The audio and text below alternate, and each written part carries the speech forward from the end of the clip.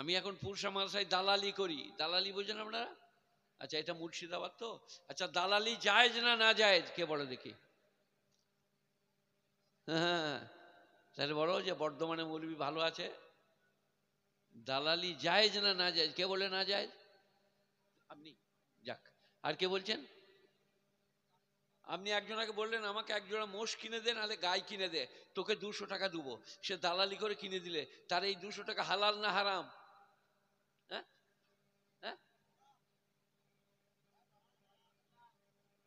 আপনি তো বললেন আমি গাই কিনতে পারবো, আমি কোরবানি গরু কিনতে পারবো। একজনকে বললাম একটা কোরবানি গরু কিনে দাও ভাই, তোমাকে 200 টাকা দেবো। সে 20,000 টাকা দিয়ে কিনে দিলে, তাকে 200 টাকা দিলাম। এটা হালাল না হারাম? হালাল। তাহলে দালালি করা ভালো। দালালি অবৈধকে 2,000 টাকায় গরুটা কিনে বললে 2100 কমে পাচ্ছি না, দিয়ে 2100 টাকা নিলে, আর 200 টাকা, এই 1000 টাকা হয়াকার রয়াকার বুঝতে পারলেন? বলে আমার 1 বিঘে জমি বেচে দাও, তোমাকে 500 টাকা দেবো। বলে কত দাম উঠছে? বলে 20,000-এর উপরে কেউ নেবে না, কিন্তু দাম উঠেছে 22,000। এই 2,000 টাকা হয়াকার রয়াকার দালালি হালাল। যদি দালালির ভেতরে বদদালালি হয় তাহলে হারাম। আমি এখন পুরসা মাদ্রাসায় দালালি করি, এই বসে থাকি, ছেলেরা পেশাব করতে গেলে আমি বলে কোথায় যাচ্ছিস, তখন আমাকে এমনি করে, চল আমি যাও পেছু পেছু, তোর পেনটা ভিজেছে কিনা, পানি বেরিয়েছে কিনা আমি দেখবো। ওই দালালি। ছেলেরা খালি উঠছে আর এরকম করছে, পেশাব করতে যাবো। এত ছোট ছেলে, এত মূর্ত লাগবে না? আমি বুড়ো মানুষ, আগে করেছিলাম, আবার প্রস্রাব করলাম এখনই। তো আমাদের আলাদা, সুগারের রুগী। কিন্তু ছোট ছেলেদের হচ্ছে 7টায় শুবে, 7টায় উঠবে, পেশাব করবে না। আপনারা কি বলছেন? এটা হচ্ছে সুস্থ শরীরের লক্ষণ। আর যে ঘন ঘন পেশাব করছে, তাকে তার স্ত্রী বলবে মুতে এসে শুয়ে পড়ো গা, বেশি ফাজলামি করো না, তোমার 12 বেজে গেছে। তোমার পেশাব করা দেখে আমি বুঝতে পেরেছি। তো একটা একটা করে বলবো, মাদ্রাসায় শিক্ষায় আপনারা আসুন। এখানে আমরা কাউকে বড়লোক হবার তালিম দিই না, চুরি করার তালিম দিই না, খালি বলি আজ আছি কাল থাকবো না, পরশু কি হবে, মরণের পরে কি হবে। এখানে পাবে পৃথিবীতে যত ঘর আছে, একবারে প্রাইমারি থেকে নিয়ে ইউনিভার্সিটি পর্যন্ত, প্রধানমন্ত্রী থেকে নিয়ে এমএলএরা পর্যন্ত, কোথাও পাবেন না আজ আছি কাল থাকবো না তখন কি হবে। এই ঘরটাই পাবেন। সবাই বলুন আমার ছেলেদিকে আমরা দিনী তালিম শিখাবো। কোরআন, ফেকা, উসুল, হাদিস, দিন, এখানে সব পাবে। দিন দুনিয়া দুটোই। একজন আলেমের নাম বলুন আপনারা দাঁড়িয়ে, একজন আলেমের নাম। উপোস আছে, খেতে পাই নাই। আমি লক্ষ লক্ষ মাস্টার ব্যারিস্টার দেখিয়ে দেবো, ভিক করতে হচ্ছে। একজন হাফেজ আলেম দেখা, খেতে পাই নাই, খেতে দাও। কোরআনের এত বরকত, এলমে দ্বীনের এত বরকত।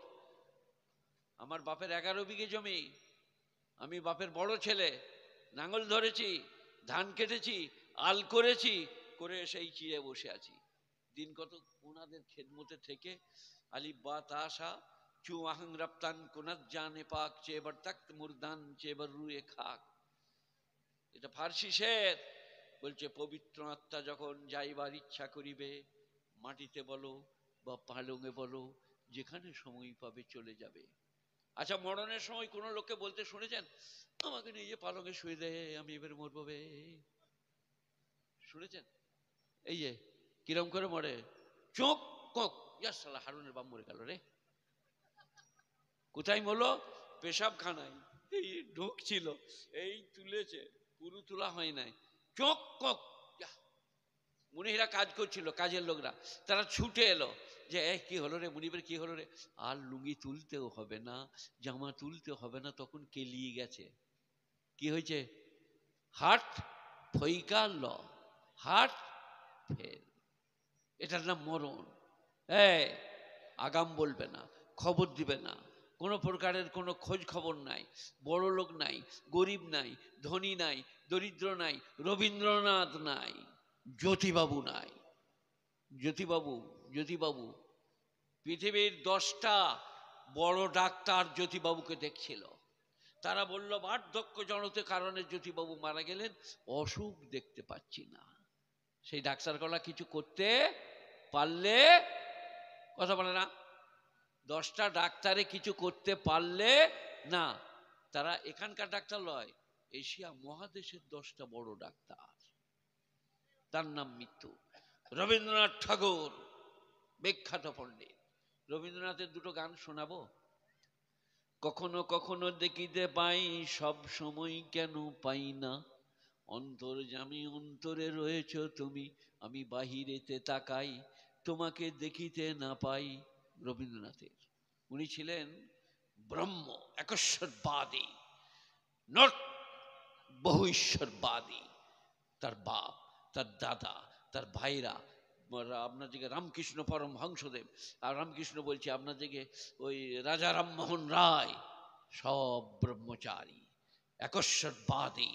তো রবীন্দ্রনাথ বলছেন কখনো কখনো দেখিতে পাই, সব সময় কেন পাই না, ওগো অন্তর্যামী অন্তরে রয়েছ তুমি, আমি বাহিরে তাকাই, তোমাকে দেখিতে না পাই। এর ভেতরে আধ্যাত্মিকতা আছে। এখন যদি আপনি বোলপুর যান, দেখবেন অনেক বাউলরা একতারা হাতে করে এরম করে তাদের ফটো দিয়ে আছে ব্রিজে, রবীন্দ্রনাথের বাগানে বাউলদের। তার মানে রেশ জীবনে রবীন্দ্রনাথ ওই আপনার জেগে বাউলের লালন ফকিরের দিকে একটু ঝুঁকেছিলেন। রবীন্দ্রনাথ অনেক ওই রকম গান গেয়েছেন। বলবো একটা লালন ফকিরের, আল্লাহর লীলা বুঝা ভার।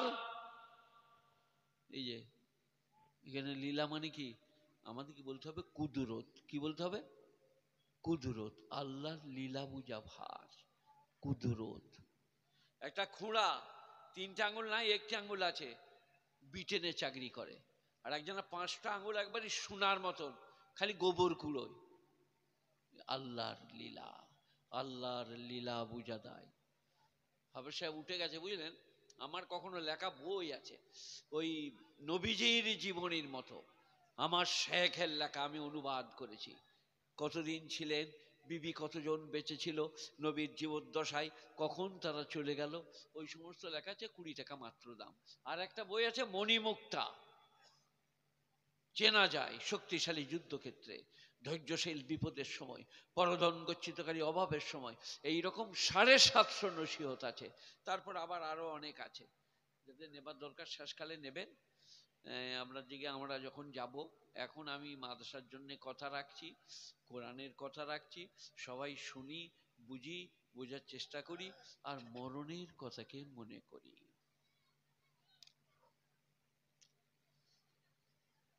এইখানে এসো, দেখতে পাবো আমাকে, ওখানে কেন, এখানে চলে এসো, এসো, এই যে এই ছেলেটার পাশে বসো, এই ছেলেটার পাশে দেখো, দেখতে পাও কিনা। ওখানে আবার আড়াল করে দিলে, এখানে আসতে বলছি, এখানে এলেও নামাজ পড়তে হবে, না এলেও নামাজ পড়তে হবে। আমরা যখন ঘরোয়া প্রোগ্রাম করি, লোকে বাঁশ তালাই বসে, কেন? ও শালার চোখে পড়লে পারা নামাজ পড়তে হবে, আড়ালে বসি। কি বলছেন আমরা, আড়ালে বসলে নামাজ ফরজ লয় নাকি?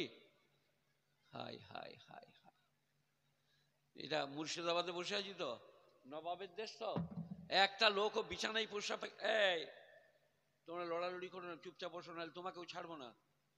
একটা লোকও বিছানায় প্রস্রাব পায়খানা করেন, আপনারা জানেন মুর্শিদাবাদে? এই লয়, তোমরা বলো, কে কি বলছো বলো, করে না? কখন পেশাব পায়খানা করে? রাত 12টায়, ভোর 5টায় করে নিয়ে হাত মুখ ধুয়ে ফজরের নামাজটা পড়ে লাও।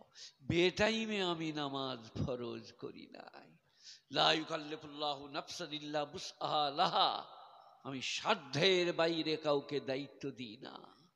আমার এইখানটা ঠোকা গেল, আমি পড়ে গেলাম, আমি এখন বসে নামাজ পড়ছি, কখনো দাঁড়াচ্ছি। একটা মশলা বলছি আমার ওস্তাদের কাছে, আব্দুল সালাম সাহেব, আমাকে ওনারা শ্রদ্ধার চোখে দেখে, কিন্তু আমি তো জানি ওনারা আমার ওস্তাদ তুল্য। যদি আপনি নামাজ দাঁড়িয়ে আরম্ভ করেন, শরীর খারাপ লাগছে, বসে শেষ করতে পারবেন, 2 রাকাত দাঁড়িয়ে 2 রাকাত বসে। আর যদি বসে আরম্ভ করেন, তারপরে ভালো লাগে, দাঁড়িয়ে বাকি 2 রাকাত পড়তে পাবেন না। কথা বুঝেন নাই? ছোটতে আরম্ভ করে বড়ই শেষ হবে না, বড়ই আরম্ভ করে ছোটই শেষ হবে। তো নামাজ, যে নামাজটা নেবেন, ফজরের নামাজ হয়ে গেল, 10 ঘন্টা পরে জোহরের নামাজ, 9 ঘন্টা পরে জোহরের নামাজ। বিনোদন করুন, আরাম করুন, আয়েশ করুন, ফুর্তি করুন, রুজি রোজগার করুন, কাজ করুন, আমোদ করুন।